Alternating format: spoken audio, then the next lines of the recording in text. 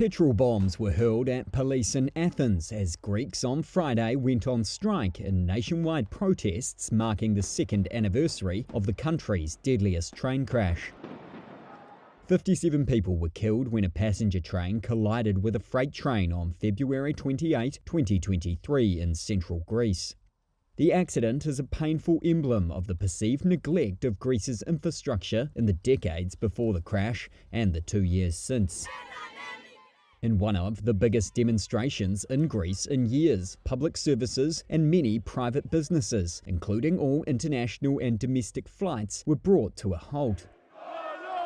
Across the country, people poured into the streets chanting "murderers" against what they say is the state's role in the disaster. In front of Parliament in Athens' Syntagma Square, the names of the dead were spray-painted in red on the ground. We feel anger. It's anger that prevails right now for the fact that 57 souls lost their lives unfairly, for the profits of the few. That's why we're here today. The government denies wrongdoing.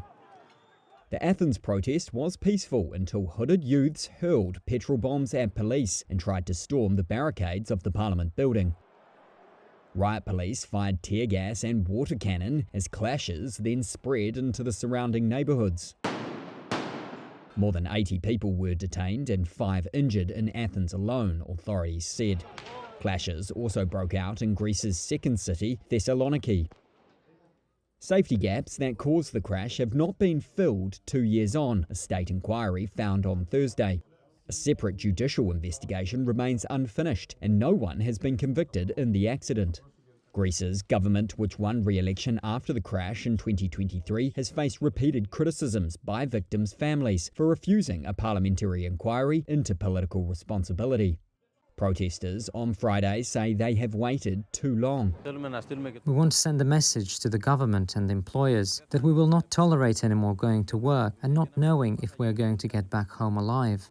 The government says it is up to the judiciary to investigate the accident. Next week, Parliament is expected to debate whether to investigate possible political blame for the disaster.